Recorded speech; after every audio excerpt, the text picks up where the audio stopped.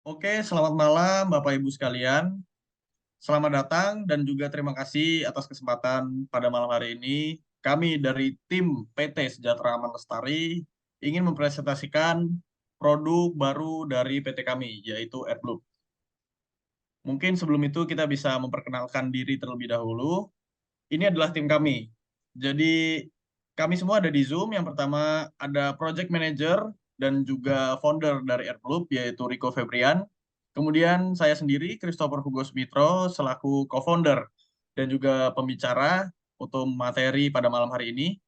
Dan juga ada Ferry Tanjaya untuk bagian General Manager dan Project Marketing dari AirBlue sendiri. Bisa di next. Oke, sebelum itu, apa sih latar belakang yang membuat kita ingin launching produk AirBlue ini? Yang pertama, peningkatan penjualan online. Bisa kita lihat dari berita di sebelah kiri dan juga di sebelah tengah itu, bahkan peningkatan dari penjualan online itu mengakibatkan perusahaan ekspedisi naik hingga 20% di kuartal 3 tahun 2022. Dan namun, peningkatan itu tidak memberikan dampak yang hanya positif saja, melainkan ada pula dampak negatifnya nih. Banyak pembeli yang merasa kecewa, terutama untuk paket-paket barang pecah belah dan juga untuk barang-barang yang elektronik dan juga barang-barang mewah itu sering pembeli merasa kecewa karena ketika barang diterima di rumah, keadaannya mungkin rusak atau mungkin rusaknya itu belum kelihatan. Itu yang lebih berbahaya, Bapak Ibu. Jadi ketika kita pakai HP ini misalnya sampai di rumah, seminggu kemudian, ternyata ada komponen di dalamnya yang rusak karena mungkin terguncang saat dikirim. Bisa di next? Oke, dari latar belakang itulah kami memikirkan bagaimana cara membuat produk-produk tersebut bisa sampai dengan aman di rumah para pelanggan, yaitu dengan air cushion bubble wrap.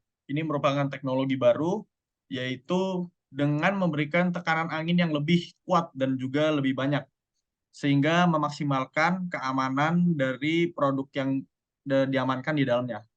Oke, ini juga kami membawakan sampel dari AirBlue kira-kira seperti ini bentuknya. Bisa dilihat bentuknya benar-benar keras dan ini bahkan aman untuk produk seperti telur sekalipun. Mungkin contohnya bisa ada di next slide. Oke, ini seperti barang-barang botol minuman yang terbuat dari kaca, kemudian ada barang-barang elektronik. Itu semua kami jamin keamanannya ketika Bapak Ibu menggunakan produk AirBlue kami. Bisa di next. Oke, selanjutnya target market. Semua umur namun kalangan menengah ke atas. Jadi kami memikirkan biasanya orang yang menggunakan AirBlue ini merupakan orang yang berani untuk membayar lebih namun mendapatkan barang yang lebih sesuai. Tentu saja biasanya barang-barang yang membutuhkan produk seperti AirBlue ini merupakan barang-barang yang mewah, barang-barang elektronik, barang-barang pecah belah. Jadi menurut kami target market yang paling sesuai dengan produk ini adalah kalangan menengah ke atas yang frekuensinya lebih sering untuk membeli barang-barang tersebut. Kemudian untuk harga, di sini kita memulai dari 9.000 saja per meternya. Dan itu masih customizable ya Bapak Ibu. Bisa di next.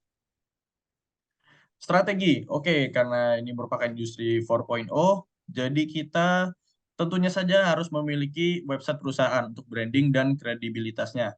Kita juga bermitra dengan perusahaan-perusahaan ekspedisi. Terakhir kita sudah mengontak JNE dan JNT dan kebetulan kedua perusahaan tersebut tertarik dengan produk kita dan tidak menutup kemungkinan ke depannya kita akan bekerja sama lebih serius dan bahkan kita sudah memikirkan untuk memberikan fitur rekomendasi untuk membeli barang Anda menggunakan AirBlue supaya keamanannya lebih terjamin.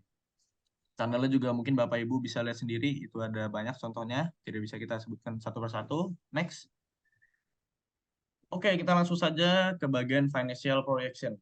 Bisa dilihat di sini kita hanya memerlukan mesin cutting dan blowing Bapak Ibu, tidak repot-repot dan penanganannya pun tidak terlalu rumit. Untuk mesin cutting sendiri itu 15 juta, kita membutuhkan 2 unit saja karena ini mesin besar, jadi sudah bisa memproduksi cukup banyak setiap harinya outputnya. Mesin blowing pula begitu. Gudang produksi kita sudah melihat beberapa titik, ada di daerah BSD, kemudian juga ada di daerah Alam Sutra dan juga Gading Serpong. Dan itu izinnya sudah boleh untuk industri. Kira-kira harga sewanya di kisaran 52 juta per tahun kurang lebih, bisa lebih murah juga ya Bapak Ibu. Kemudian untuk biaya listrik, air, dan lain-lain itu kisaran 3 juta per bulan.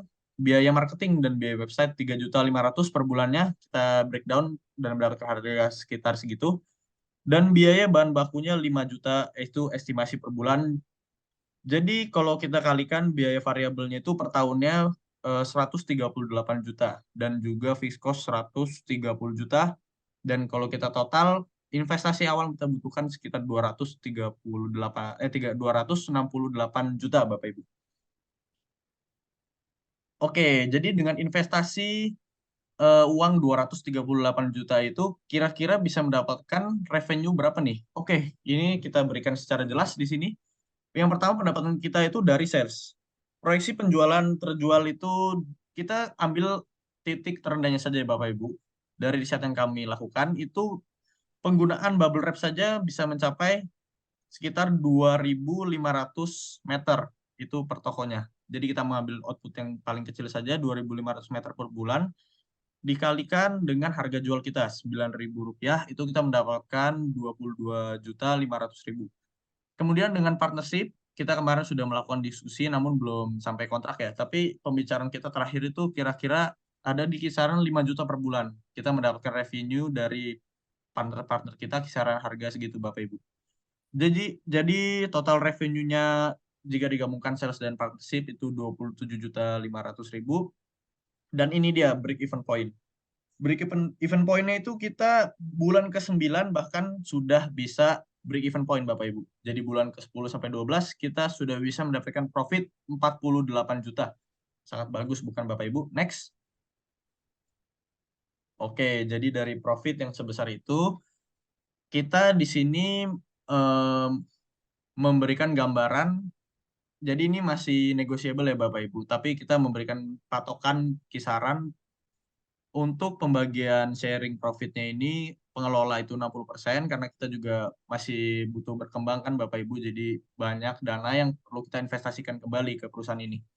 Dan investor akan mendapatkan sebesar 40%. Tentunya ini sebenarnya sudah cukup besar sih Bapak Ibu, cuman tergantung seberapa besar nanti dana yang Bapak Ibu berikan, nanti bisa negotiable, mungkin bisa lebih tinggi lagi gitu. Oke. Baiklah, akan saya rangkum secara singkat aja Bapak Ibu, begitulah proyeksi dari kami, latar belakang hingga ke bagaimana cara kita menjual, bagaimana kita mendapatkan uang, dan mungkin bagi Bapak Ibu yang tertarik lebih lanjut mengenai produk kami, bisa langsung mengabari saya sendiri, ataupun ke project manager kita, Riko, dan juga bisa ke project manager marketing kita, Ferry Tanjaya. Mungkin begitu, saya kembalikan kepada host Pak Riko Febrian. Terima kasih. Baik, mungkin kurang lebih segitu Bapak Ibu, seperti yang rekan saya sudah bilang, ntar untuk bagian tertarik tinggal kontak saya ataupun Bapak Fieri ataupun Bapak Hugo. Terima kasih.